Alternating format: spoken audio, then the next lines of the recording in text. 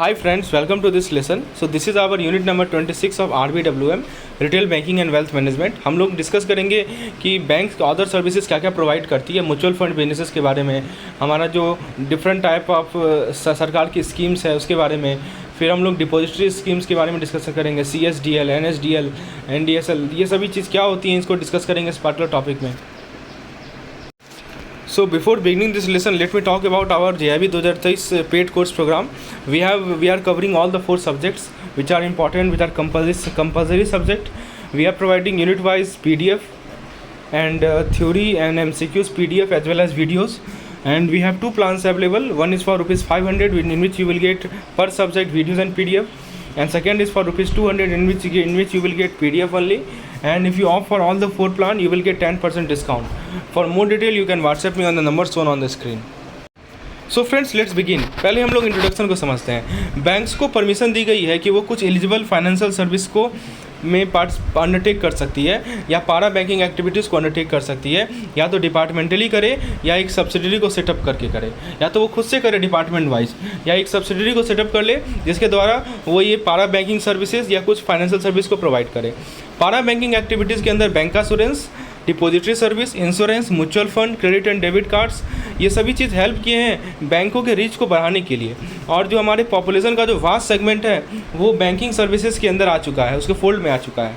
और दोस्तों ये सभी एक्टिविटीज़ हैं जो कि बहुत ही ज़रूरी है आजकल के रिसेंट कॉम्पिटिशन में, इंटरनली बात करें या एक्सटर्नली बात करें, ठीक है। तो दोस्तों आज ये जरा डिस्कस करते हैं कि कुछ पारा बैंकिंग एक्टिविटीज़ का जो कि बैंक अंडरटेक करती है इस पार्टिकुलर यूनिट में। तो इस यूनिट में हम लोग पारा बैंकिंग एक्टिविटीज़ को ही डिस्कस करेंगे। तो सबसे पहला आता है distribution of third party product in retail banking, यानी थर्ड पार्टी प्रोडक्ट का डिस्ट्रीब्यूशन कैसे होता है रिटेल बैंकिंग में। तो रिटेल बैंकिंग एक बिजनेस मॉडल का प्राइमरी बिल्ड होता है लार्ज कस्टमर बेस पे। बार बार मैं बता रहा हूँ कि कस्टमर बेस बहुत ही लार्ज होता है और टारगेट प्रोडक्ट और सर्विसेज जो कस्टमर बेस को दिया जाता है और वो भी बड़ा होता है दोस्तों, और प्रॉफिट फ्रॉम देयर ऑपरेशन, उनके ऑपरेशन से जो प्रॉफिट होता है। तो रिटेल बैंकिंग का बेसिक फंडा है कि कस्टमर बेस लार्ज होना और target product and services to this customer base, इस कस्टमर बेस को प्रोडक्ट एंड सर्विसेज प्रोवाइड करना। लेकिन दोस्तों बैंक का जो एफर्ट है बिजनेस को मैक्सिमाइज़ करने का पर कस्टमर और प्रॉफिटेबिलिटी पर कस्टमर, ये इसका हमेशा लिमिटेशन रहा है। यानी एक कस्टमर से कितना बिजनेस वो मैक्सिमाइज़ कर सकती है और कितना प्रॉफिट वो अर्न कर सकती है, ये इसका लिमिटेशन रहा है। क्योंकि बैंक जो है जो हमारे फाइनेंशियल सर्विस के इंटायर नीड है उसको एड्रेस नहीं कर पाया है, ठीक है। और दोस्तों वो केवल बैंकिंग और रेमिटेंस प्रोडक्ट ही अपने कस्टमर को दे पाया है। तो मतलब इस पे लिमिटेशन है, कितना प्रॉफिट वो ले सकता है एक पार्टिकुलर कस्टमर से, पर कस्टमर जो प्रॉफिट होता है that is limited because it is only confined to banking and remittance product only.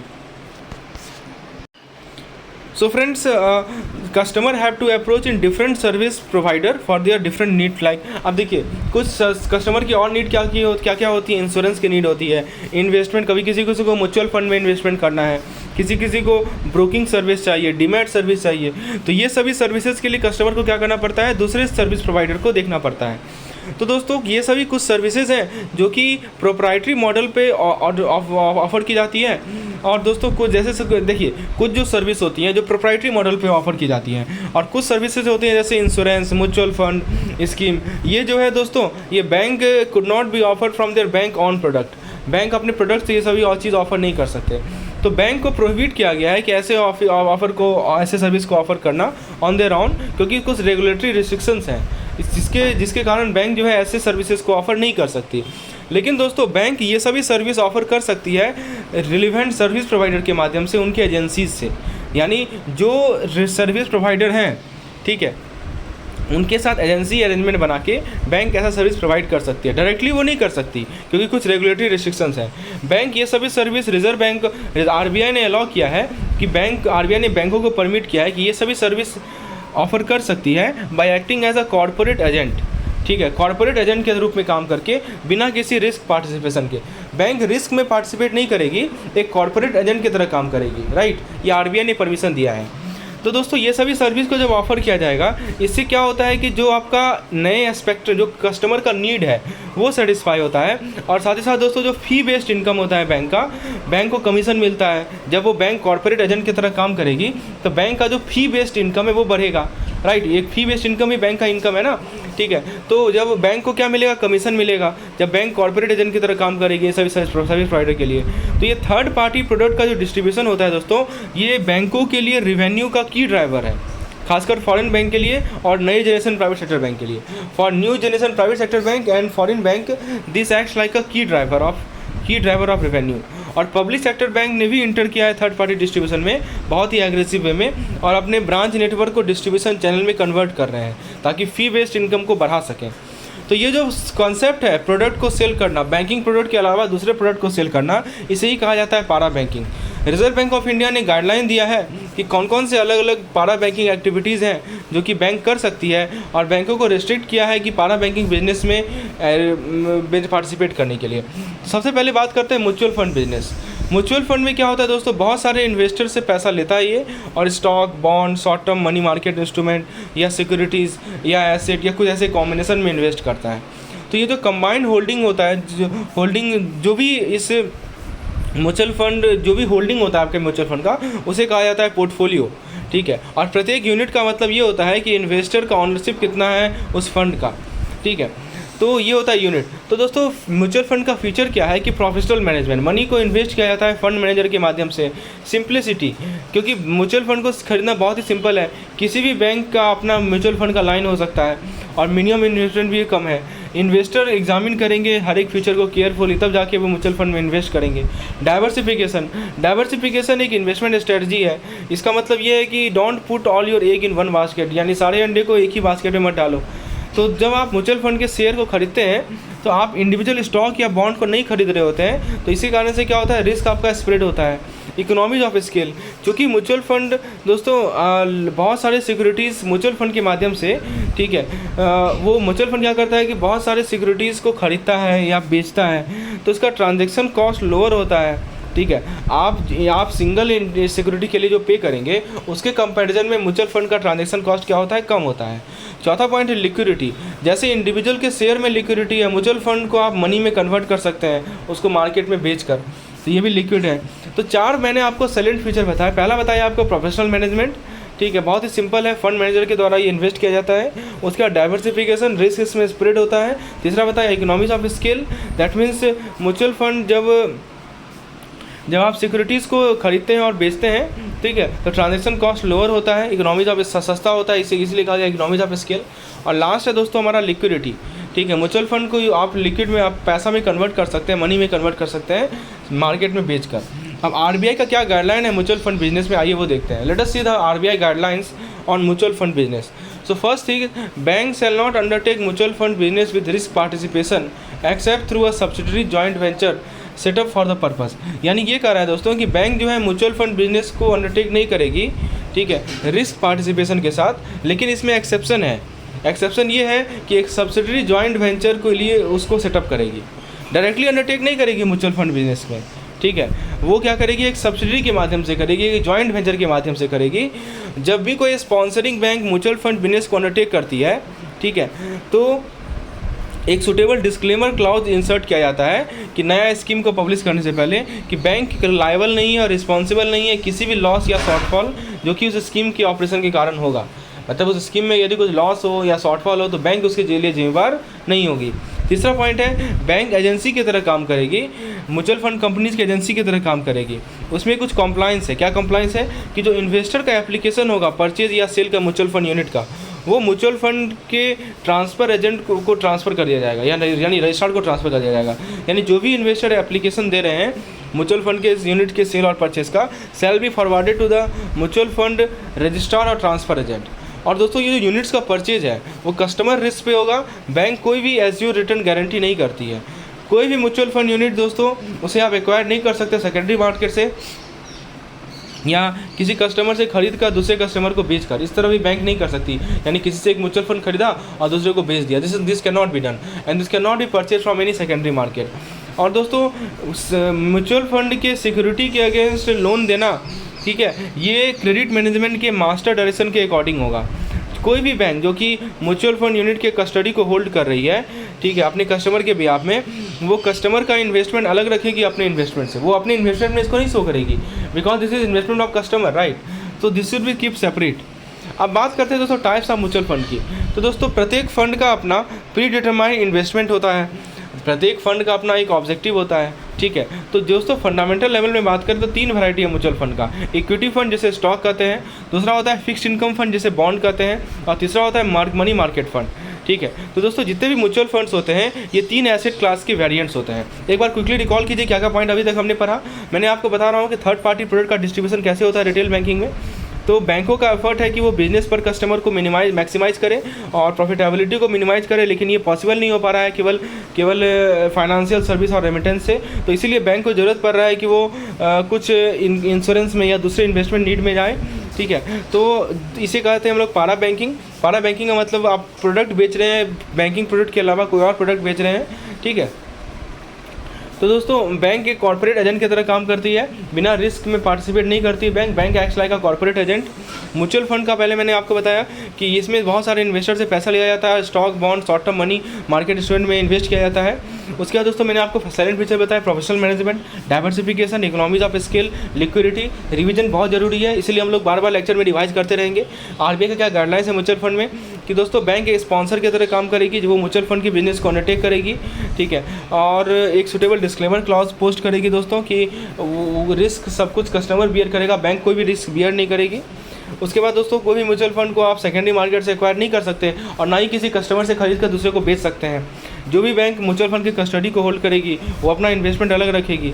अब दोस्तों मैं टाइप्स बता रहा हूँ आपको। टाइप से पहले बताया इक्विटी यानी कि स्टॉक में इन्वेस्ट किया गया है, फिक्स्ड इनकम फंड यानी बॉन्ड्स में इन्वेस्ट किया गया है, मनी मार्केट फंड अलग होता है, मनी मार्केट में इन्वेस्ट किया गया है। तो दोस्तों जितने भी म्यूचुअल फंड होते हैं वो इन्हीं तीनों एसेट क्लास के वेरिएंट्स होते हैं। मतलब और जितने भी तरह के म्यूचुअल फंड है ना, all the mutual funds are the variant of these asset class. पहला मैंने क्या बताया दोस्तों, equity fund, equity mutual fund यानी जो स्टॉक में इन्वेस्ट करेंगे। दूसरा बताया आपको फिक्स्ड इनकम फंड जो कि बॉन्ड में इन्वेस्ट करेंगे, और तीसरा मनी मार्केट फंड। तो जैसे मान लीजिए इक्विटी फंड जो कि फास्ट ग्रोइंग कंपनीज में इन्वेस्ट करता है उसे ग्रोथ फंड कहते हैं, ठीक है। अब कुछ इक्विटी फंड जो कि इन्वेस्ट करते हैं कुछ सेक्टर्स में, है ना, कुछ रीजन में, उसे कहते हैं स्पेशलिटी फंड। तो आपको मिलेगा ग्रोथ फंड। ग्रोथ फंड का मतलब क्या हुआ कि जो कुछ कैसे इक्विटी होते हैं जो कि ग्रोइंग कंपनी में इन्वेस्ट कर रहे हैं, जो सबसे तेज़ ग्रो कर रहा है, तो उसके आगे नाम लिख देगा ग्रोथ फंड।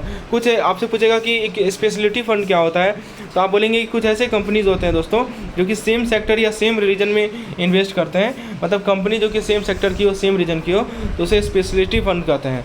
म्यूचुअल फंड को क्लासीफाई कर सकते हैं आप ओपन एंडेड या close ended, depending on the maturity date. Maturity date क्या है उस बेसिस पे आप ओपन एंडेड कर सकते हैं या क्लोज एंडेड कर सकते हैं। तो सबसे पहले हम लोग ओपन एंडेड फंड की बात करते हैं। तो ओपन एंडेड फंड में कोई मैच्योरिटी डेट नहीं होता है दोस्तों। ओपन एंडेड फंड में कोई मैच्योरिटी डेट नहीं होता है, तो इन्वेस्टर खरीद सकते हैं और बेच सकते हैं ओपन एंडेड फंड को किसी भी एएमसी से, ठीक है, या किसी भी एएमसी को खरीद या बेच सकते हैं। इसमें कोई मैच्योरिटी डेट नहीं होता है। इन्वेस्टर चाहे जो भी निवेशक हैं वो ओपन एंडेड फंड को कभी भी खरीद सकते हैं, कभी भी बेच सकते हैं एएमसी को। और दोस्तों म्यूचुअल फंड ऑफिस पे भी बेच सकते हैं, इन्वेस्टर सर्विस सेंटर पे बेच सकते हैं, स्टॉक एक्सचेंज के माध्यम से। जिस प्राइस पे परचेज या रिडीम किया जाता है म्यूचुअल फंड को वो उसके एनएवी भी बेस होता है। एनएवी क्या होता है, नेट एसेट वैल्यू। फिर दूसरे होते हैं close ended fund. Close ended fund कुछ समय के लिए होते हैं और उस मैच्योरिटी डेट में सारा यूनिट रिडीम हो जाता है और क्लोज हो जाता है वो म्यूचुअल फंड। और दोस्तों ये जो यूनिट्स होते हैं वो स्टॉक एक्सचेंज में लिस्टेड होते हैं। अब दोस्तों बात करें हम, इन्वेस्टर जो है उस यूनिट को खरीद सकते हैं, बेच सकते हैं आपस में, ठीक है। दोस्तों बात करें categorisation of mutual fund scheme, तो यूनिफॉर्मिटी लाने के लिए, प्रैक्टिस में यूनिफॉर्मिटी लाने के लिए सभी म्यूचुअल फंड को और स्कीम कैटेगराइजेशन को स्टैंडर्डाइज करने के लिए सेबी ने एडवाइस किया कि ओपन एंडेड म्यूचुअल फंड को 4 कैटेगरी, हम लोग पाँच कैटेगरी में डिवाइड करेंगे। पहला इक्विटी स्कीम, डेब्ट scheme, hybrid scheme, solution oriented scheme, other scheme. तो इक्विटी स्कीम कहाँ इन्वेस्ट करता है, शेयर या स्टॉक में इन्वेस्ट करता है। जो हमारा म्यूचुअल फंड का लार्जेस्ट कैटेगरी है वो इक्विटी स्कीम शो करता है। Investment objective long term capital growth होता है कुछ इनकम के साथ, ठीक है। नाम ही इक्विटी स्कीम मतलब लॉन्ग टर्म कैपिटल ग्रोथ हो और कुछ इनकम के साथ ग्रोथ हो। बहुत तरह के इक्विटी फंड होते हैं, ठीक है, और सबका ऑब्जेक्टिव अलग अलग होता है। इक्विटी स्कीम में दोस्तों कंपनी का जो रेफर किया जाता है इसके मार्केट कैपिटलाइजेशन में। What is market capitalisation? Market capitalisation उसके स्टॉक का वैल्यू है जो कि आप अराइव होते हैं जब आप स्टॉक के प्राइस को कंपनी के इक्विटी शेयर से मल्टीप्लाई करते हैं। इसे कहते हैं हम लोग मार्केट कैपिटलाइजेशन। यानी जो स्टॉक का प्राइस है, स्टॉक प्राइस, उसको किसे मल्टीप्लाई कर रहे हैं, कि कितने आउटस्टैंडिंग इक्विटी शेयर्स है उससे मल्टीप्लाई कर रहे हैं, तो आपको मार्केट कैपिटलाइजेशन मिल रहा है। और यही मार्केट कैपिटलाइजेशन के बेसिस पे कस्टमर को, एक कंपनी को एक रेफर किया जाता है इक्विटी स्कीम में। और जैसे देखिए कुछ होते हैं लार्ज कैप, 3 क्लासिफिकेशन होते हैं, large cap, mid cap, small cap. Large cap क्या होता है कि फर्स्ट से लेकर 100 कंपनी जो है full in terms of full market capitalisation, जिनका मार्केट कैपिटलाइजेशन सबसे ज़्यादा है। देखिए मार्केट कैपिटलाइजेशन के ऑर्डर में आप कंपनी को लिस्ट कीजिए, तो 1 से लेकर 100 तक में जितने भी आएंगे वो लार्ज कैप के अंदर आते हैं। ठीक है, मार्केट कैपिटलाइजेशन क्या होता है कि स्टॉक का वैल्यू होता है जब आप स्टॉक के प्राइस को outstanding number of equity share से मल्टीप्लाई करते हैं। ठीक है, तो लार्ज कैप में क्या होता है कि top 1 to 100 company in terms of full market capitalisation. Mid cap क्या होता है, 101 से लेकर 250 तक का कंपनी होता है फुल मार्केट कैपिटलाइजेशन के टर्म में। और स्मॉल कैप क्या होता है, 251 से लेके आगे की जो कंपनी होती है मार्केट कैपिटलाइजेशन के टर्म में, उसे स्मॉल कैप कहते हैं। तो मार्केट कैपिटलाइजेशन एक बेसिस है जिसके बेसिस पे आप इक्विटी स्कीम में जो कंपनीज है उसको आप क्लासीफाई कर सकते हैं, small cap, mid cap, large cap. Large cap में क्या है, 1 से लेकर 100 तक का कंपनी होता है in terms of full market capitalisation. Market capitalisation क्या होता है कि आप जो एक इक्विटी का क्या वैल्यू है, ठीक है, स्टॉक के प्राइस को outstanding number of equity share से मल्टीप्लाई कीजिए तो आपको मिलेगा मार्केट कैपिटलाइजेशन। ठीक है, तो large cap, mid cap, small cap market capitalisation के बेसिस पे क्लासिफिकेशन होता है। डेब्ट स्कीम में क्या होता है कि यहाँ पे इन्वेस्टमेंट होता है डेब्ट इंस्ट्रूमेंट में, अलग अलग मैच्योरिटीज़ का। इससे क्या होता है, रेगुलर इनकम आता है। ठीक है, तो जैसे इक्विटी स्कीम में आपने स्टॉक शेयर में इन्वेस्ट किया, डेब्ट स्कीम में आप डेब्ट इंस्ट्रूमेंट में इन्वेस्ट करेंगे। ठीक है, तो डिपेंड करता है कि कहाँ इन्वेस्ट करेंगे, वो डिपेंड करता है दोस्तों कि क्या ऑब्जेक्टिव है स्कीम का। अब बात करें दोस्तों सॉल्यूशन ओरिएंटेड स्कीम, तो सॉल्यूशन ओरिएंटेड स्कीम में क्या होता है कि एक लॉक इन पीरियड होता है दोस्तों, there is some lock in period. जैसे मान लीजिए आपको मैं एग्जांपल दूँ, रिटायरमेंट फंड स्कीम, कोई open ended retirement solution oriented scheme हो सकता है जिसका लॉक इन 5 साल का हो, या जब तक आप रिटायर नहीं कर रहे हो तब तक हो। तो ये एक एग्जांपल हो सकता है रिटायरमेंट फंड स्कीम का। चिल्ड्रेन फंड हो सकता है, कोई ओपन एंडेड फंड हो ताकि आप चिल्ड्रेन में इन्वेस्ट करें जिसका लॉक इन कम से कम 5 साल का हो, या चिल्ड्रेन जब तक मेजोरिटी एज को अचीव नहीं कर ले। तो दोस्तों आपको मैं बताऊं, सॉल्यूशन ओरिएंटेड स्कीम में रिटायरमेंट फंड स्कीम हो सकता है, चिल्ड्रन फंड हो सकता है। ठीक है, अदर स्कीम क्या क्या हो सकते हैं कि कुछ स्कीम इंडेक्स फंड स्कीम हो सकते हैं, जैसे ETF, exchange traded mutual fund. चलिए, तो ये सभी थे हमारे म्यूचुअल फंड के बारे में डिस्कशन। तो एक बार मैं आपको क्विकली बता दूं म्यूचुअल फंड में क्या क्या पॉइंट हमने डिस्कशन किया म्यूचुअल फंड में। तो सबसे पहले मैंने आपको बताया कि म्यूचुअल फंड कुछ साइलेंट फीचर है, प्रोफेशनल मैनेजमेंट होता है, डाइवर्सिफिकेशन है, इकोनॉमीज ऑफ स्केल है, लिक्विडिटी है।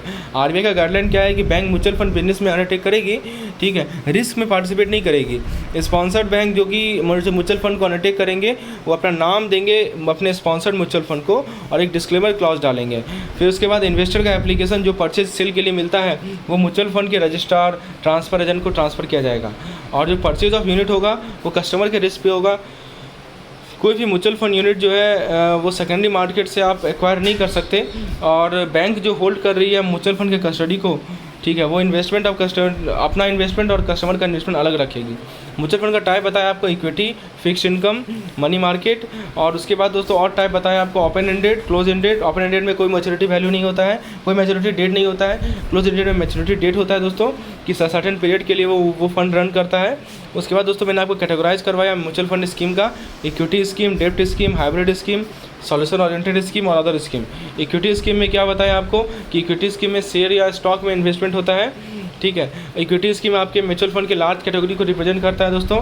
3 मेन क्लासिफिकेशन है इक्विटी स्कीम का, large cap, mid cap, small cap.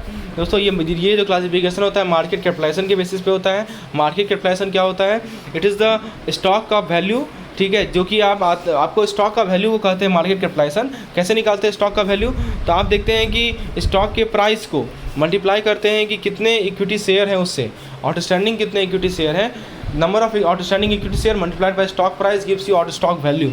और एक होता है लार्ज कैप। लार्ज कैप में क्या होता है कि जो फुल मार्केट कैपिटलाइजेशन के टर्म्स में जो 1 से लेकर 100वीं कंपनी तक होती है उसे लार्ज कैप कहते हैं। जो 101 से लेकर 250 कंपनी होती है उसे हम लोग मिड कैप कहते हैं। और जो 251 से लेके ऑनवर्ड कंपनी रहती है उसे हम लोग full in terms of full market capitalisation में कहते हैं स्मॉल कैप।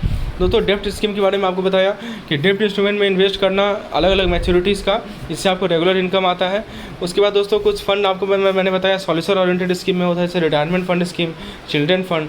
कुछ स्कीम अदर स्कीम के बारे में बताया आपको, ETF, exchange traded mutual fund.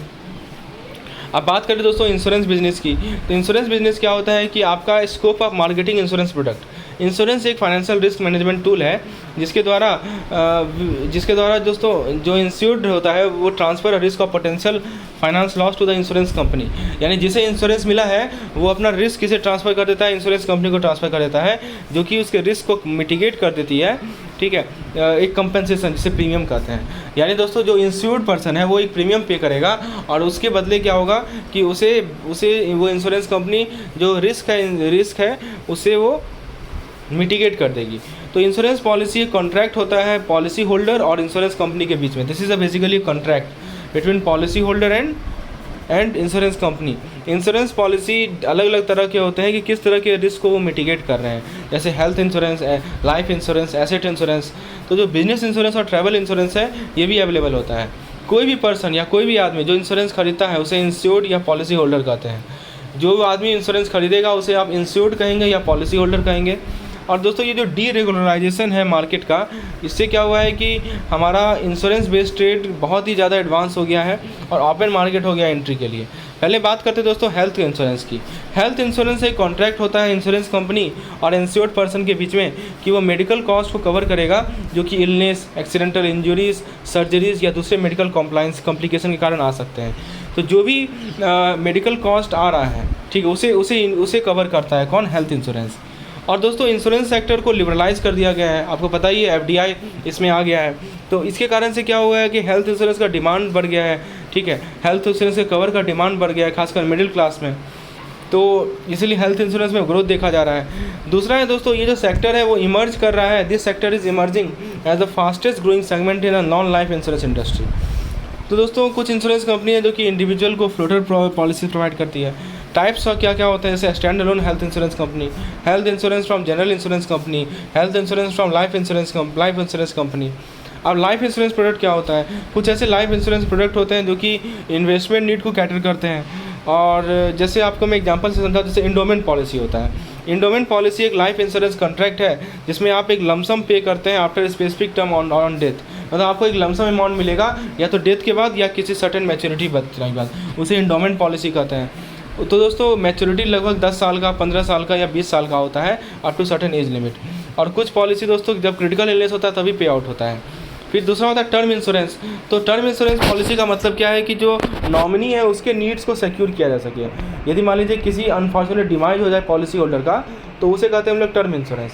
यदि जो हमारे पॉलिसी होल्डर है या जो इंश्योर्ड है उनका यदि डिमाइज हो जाए तो उनके जो नॉमिनी है उसे इंश्योरेंस उसे क्या मिले, जो बेनिफिशियरी है उसकी नीड को सेटिस्फाई हो।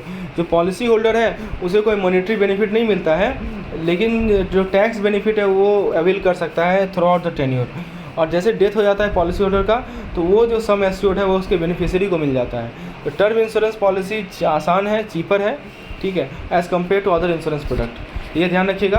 तो दोस्तों आज के लेक्चर को हम यही समाप्त करते हैं। अगला लेक्चर पेड मेंबर के लिए रहेगा। तो यदि आप इस तरह के लेक्चर चाहते हैं सभी चैप्टर के लिए तो आप हमारे पेड प्रोग्राम का हिस्सा बन सकते हैं। डिटेल जानकारी आप मुझे 8292857381 पर व्हाट्सएप करके प्राप्त कर सकते हैं, जिसका लिंक मैं डिस्क्रिप्शन में प्रोवाइड किया हूँ। तो आज के लेक्चर में हमने क्या क्या डिस्कशन किया, आज मैंने आपको बताया कि पारा बैंकिंग एक्टिविटीज़ क्या होता है, ठीक है, यानी आप प्रोडक्ट को सेल कर रहे हो अदर देन बैंकिंग प्रोडक्ट, तो पारा बैंकिंग एक्टिविटी क्या एडवांटेज है, क्या डिसएडवांटेज है।